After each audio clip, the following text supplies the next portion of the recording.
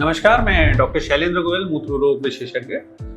हमारे पास पेशेंट्स आते हैं जो ये शिकायत करते हैं कि पेशाब में उनको जलन होती है।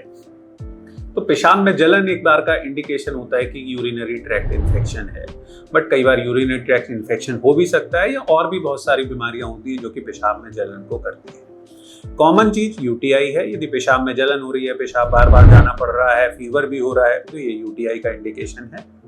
इसके लिए हम यूरिन टेस्ट कराते हैं, उसमें देखते हैं कि पस्सल्स हैं या नहीं है, कल्चर्स में बैक्टीरिया है या नहीं है। और कई बार यूरिनरी इन्फेक्शंस जो हैं उसका कारण होता है।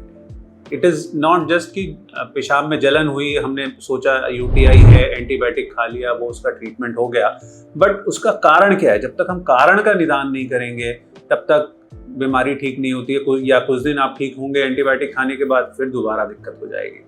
तो कारण के निदान के लिए चेकअप मूत्र रोग विशेषज्ञ से मिलकर कराना चाहिए कि प्रोस्टेट प्रॉब्लम है, कोई पथरी है, पेशाब की थैली में कोई इरेगुलरिटीज है, ओवर एक्टिव ब्लैडर है, या कई बार नॉन इन्फेक्टिव केसेस होते हैं कि जिसमें प्रोस्टेट रिलेटेड पेशाब में जलन होती है, या पेशाब की थैली इरिटेबल हो गई होती है, ओवर एक्टिव ब्लैडर होता है, या सिस्टाइटिस कुछ होते हैं, नॉन इन्फेक्टिव सिस्टाइटिस होती है, अंदर पेशाब की थैली में स्टोन होता है, या लोअर पार्ट ऑफ यूरेटर में स्टोन होता है जो कि आके वहाँ पे इरिटेट कर रहा होता है और उसकी वजह से पेशाब में जलन हो रही होती है। तो बहुत सारे कारण हैं। पेशाब में ब्लड आता है तो वो भी एक जलन करता है जो कि ट्यूमर की वजह से हो सकता है।